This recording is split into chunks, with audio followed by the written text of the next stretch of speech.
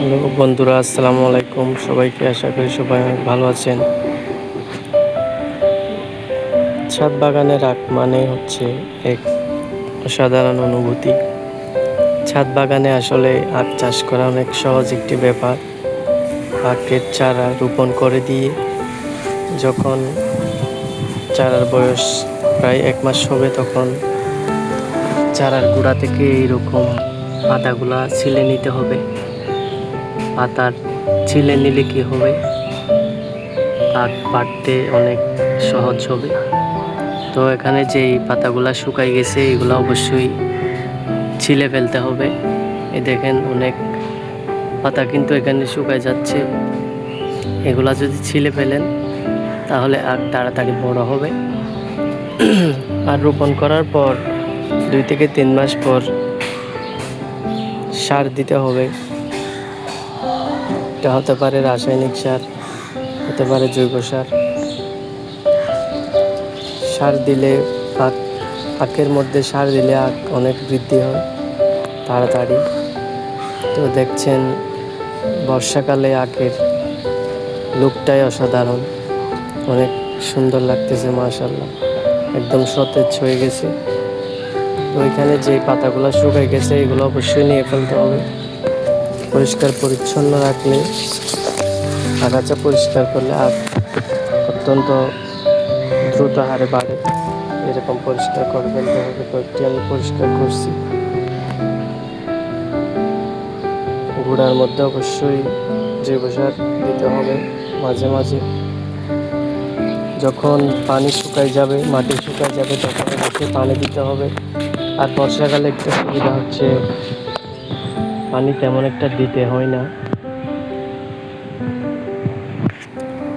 বর্ষাকালে আখ একদম দ্রুত হারে বাড়ে, কারণ পানি অতি দ্রুত শোষণ করতে পারে এবং গাছের পাতায়, গোড়ায়, সবখানে সুন্দরভাবে পানি চলে যায়।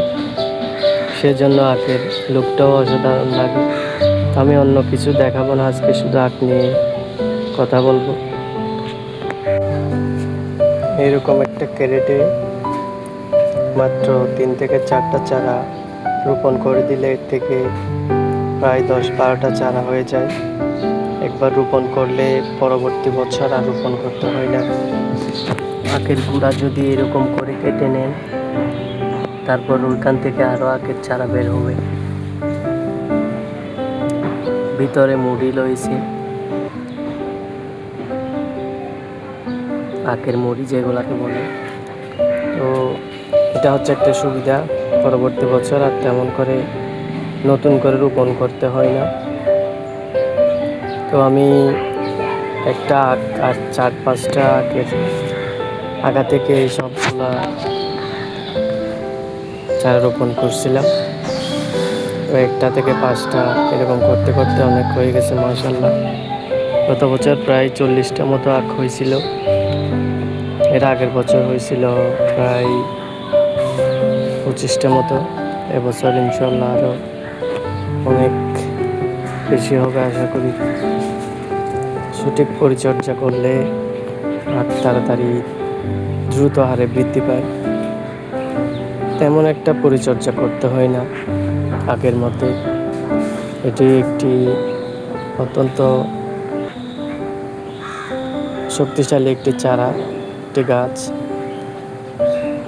যেটাতে পরিমাণ মতো পানি দিলে এবং আখের শুকনো পাতাগুলা ছিলে নিলে এটা বৃদ্ধি পায়। আর জৈব সার ইউজ করলে অনেক মিষ্টি হয় আখ।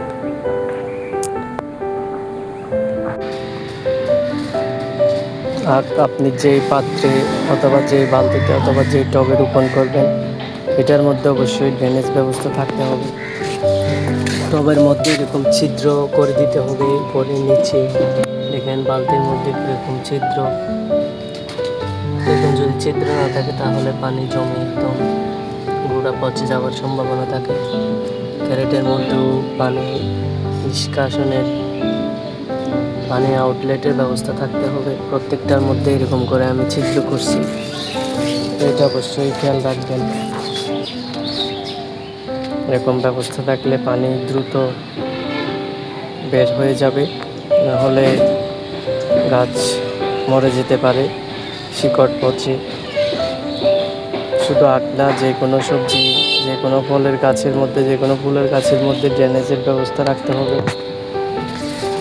এরকম কালো পলিথিনের মধ্যেও ড্রেনেজ ব্যবস্থা রয়েছে, ছোটো ছোটো ছিদ্র করে দেওয়া হয়েছে যাতে অতিরিক্ত পানি বের হয়ে যাইতে পারে। তো সেই বিষয়টা অত্যন্ত জরুরি। আশা করি বুঝতে পারছেন সবাই। আরেকটা বিষয় হচ্ছে, এখানে আখগুলা যত বড় হবে বাতাসের মাধ্যমে আখ গাছের গোড়া অবশ্যই উপড়ে যাইতে পারে। তো সেই জন্য এইগুলাকে বেঁধে দিতে হবে বাঁশ দিয়ে অথবা কুটি দিয়ে, যেই রকম করে পারেন অবশ্যই সাপোর্ট দিতে হবে, না হলে আখ উল্টে যাবে। বৃষ্টির পানি পড়ে গোড়া নরম হয়ে বাতাসের মাধ্যমে উপড়ে গেলে তখন এটাকে সোজা করা অত্যন্ত কঠিন একটা ব্যাপার।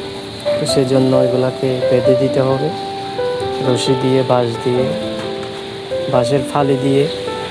তো এটা যারা চাষ করেন তারা অবশ্যই জানবেন, ক্ষেতের মধ্যে হোক আর ছাদের মধ্যে হোক, আখ যত বাড়বে, যত লম্বা হবে, তত বাতাসের কারণে উপড়ে যাওয়ার সম্ভাবনা বেশি থাকে। তো সেই জন্য এটাকে সাপোর্ট দিতে হবে। আর একটু বড় হলে আমি এগুলা সবগুলো বেঁধে দিব। আশা করি সবাই বিষয়টা বুঝতে পারছেন, আখ চাষের নিয়মকানুন। তো সবাই ভালো থাকবেন।